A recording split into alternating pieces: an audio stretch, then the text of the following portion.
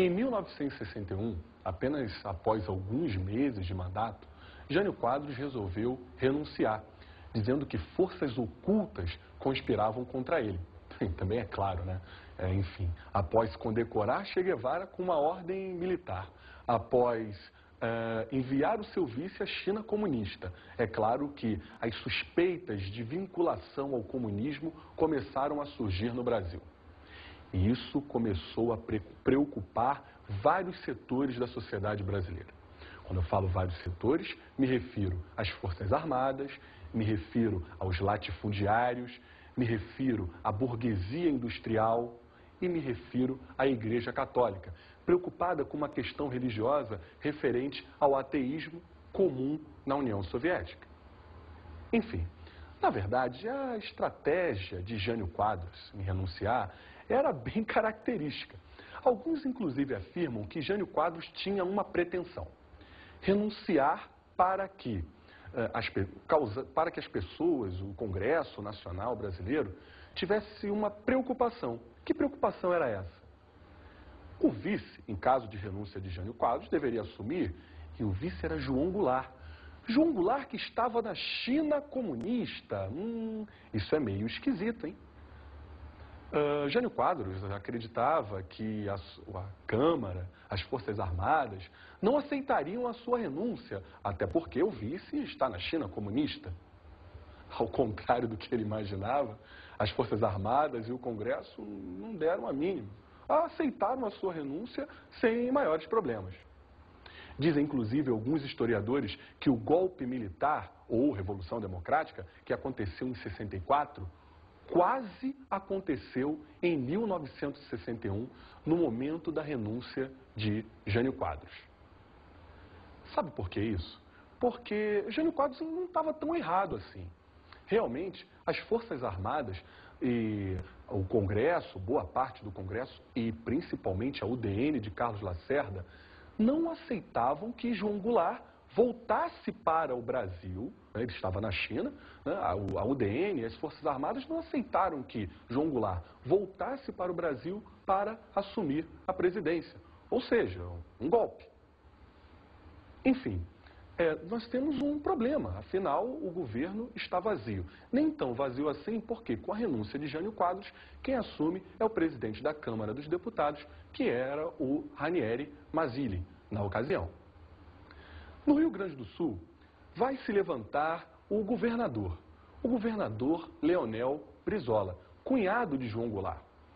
Brizola, junto com o Terceiro Exército, situado no Rio Grande do Sul, passaram a defender a campanha da legalidade. O que será isso? O cumprimento da lei, ou seja, o presidente renunciou, logo o vice tem que assumir. Inclusive, para procurar difundir a ideia da legalidade no Brasil, o Leonel Brizola chegou a criar a rádio Voz da Legalidade, para sensibilizar a população brasileira da importância do acontecimento. Nós temos um impasse no Brasil. Parte do Exército, o Rio Grande do Sul, defendendo a legalidade. Forças Armadas, a UDN, defendendo o golpe. O que fazer? A solução encontrada foi a adoção do parlamentarismo no Brasil a partir de 1961. Isso, a partir de agora, o Brasil seria uma república parlamentarista. Você sabe o que é isso? Numa república parlamentarista, o presidente apenas assume a função de chefe de Estado, de representante, principalmente em questões internacionais. Porque o chefe de governo é o primeiro-ministro, escolhido geralmente pelo parlamento, pelo legislativo. Logo, o presidente até pode ser o chefe de Estado, mas quem governa mesmo, quem tem poder a nível nacional, é o primeiro-ministro. Percebe que essa solução, na verdade, resolve aquele impasse que nós falamos entre Leonel Brizola e as Forças Armadas no Brasil. Sabe por quê? Porque o João Goulart assumiria dentro de um governo, de uma república parlamentarista. Logo, não teria grandes poderes, seria o presidente, apenas o chefe de Estado. Quem mandaria mesmo seria o primeiro-ministro. Logo, essa solução agrada o Brizola, o Leonel Brizola, o cunhado do João Goulart, porque o Jango assumiria. Além disso, essa solução também agrada às Forças Armadas e ao UDN, porque, afinal, o João Goulart não teria lá grandes poderes.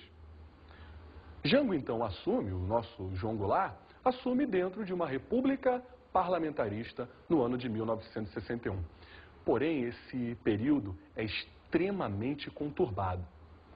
Só para você ter uma ideia, nós tivemos 3 primeiros ministros nesse momento. Entre os primeiros ministros, nós temos, por exemplo, o Tancredo Neves, que foi o primeiro presidente logo após o fim da ditadura militar no Brasil. Bem, esse período conturbado diante das grandes pressões da sociedade brasileira. Isso mesmo, a sociedade brasileira queria reformas sociais. Que tipo de reformas sociais? Reforma agrária, por exemplo, era uma das grandes solicitações da Liga Camponesa. A Liga Camponesa sob o comando do Francisco Julião.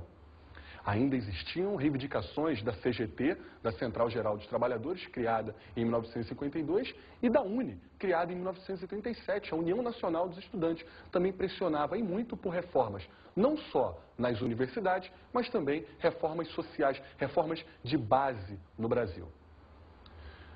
João Goulart afirmava que não conseguia realizar essas reformas porque, afinal, não tinha grandes poderes dentro do sistema republicano brasileiro, a república parlamentarista. Jango, então, começa a realizar uma campanha para convencer a população da necessidade de se retornar com o presidencialismo. Isso mesmo, diante dessa campanha de João Goulart, no ano de 1963, acontece um plebiscito, uma consulta à população. E adivinha o que a população decidiu? A população optou pelo retorno do presidencialismo no Brasil, atendendo à campanha do João Goulart. Logo, o Jango passa a governar novamente dentro do sistema de república presidencialista a partir de 1963.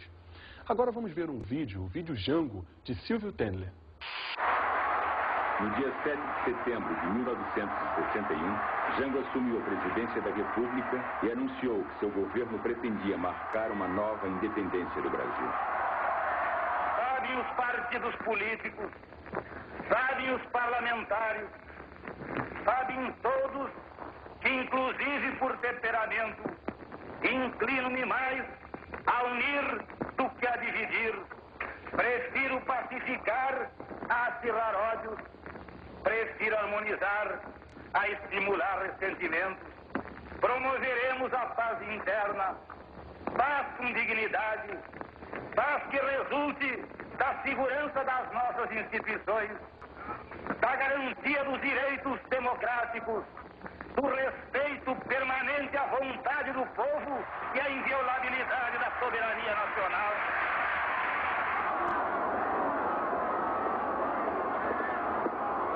O deputado Ranieri Mazzilli, do PSD, devolveu a faixa presidencial a João Goulart. O presidente, no entanto, continuaria tutelado pelo PSD durante o novo regime.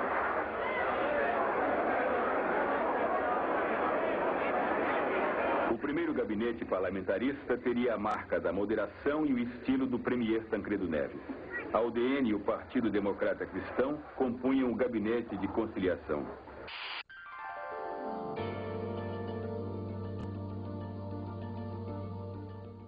Vamos falar sobre as reformas de base que João Goulart pretendeu realizar.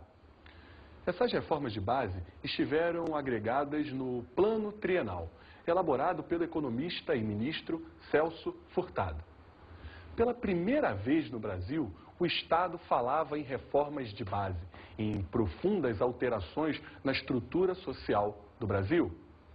Dá para imaginar que essas reformas de base geraram muita polêmica.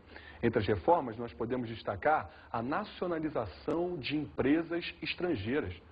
Era isso que pretendia Jango, ampliar o controle do Estado sobre indústrias farmacêuticas, mas também sobre indústrias petrolíferas. Além disso, João Goulart pretendia realizar a reforma agrária, desapropriando lotes de terras de latifundiários. Bem, pelo menos ele pretendia fazer isso e em seus discursos declarava a intenção de, pela primeira vez, realizar reforma agrária.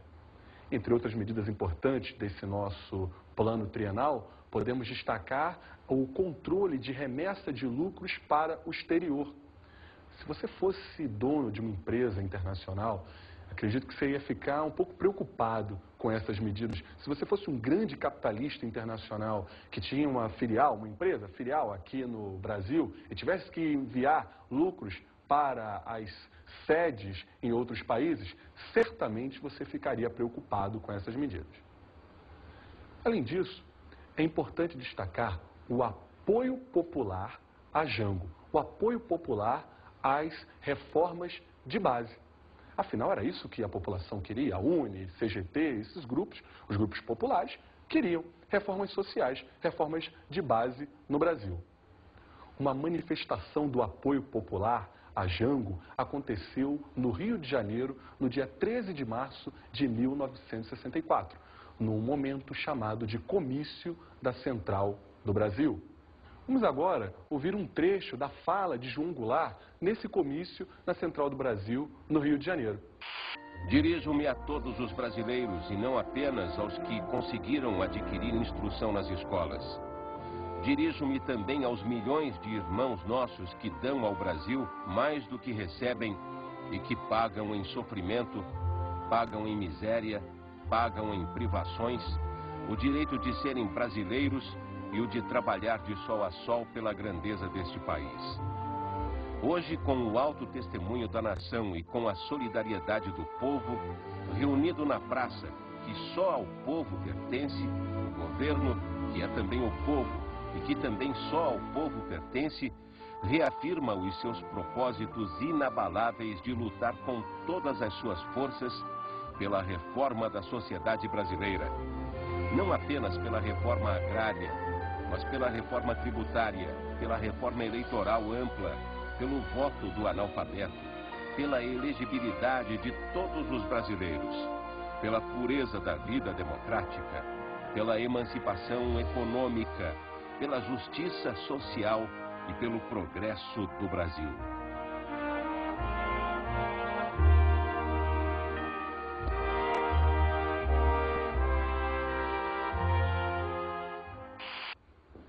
A resposta não tardou. A resposta ao comício da Central do Brasil.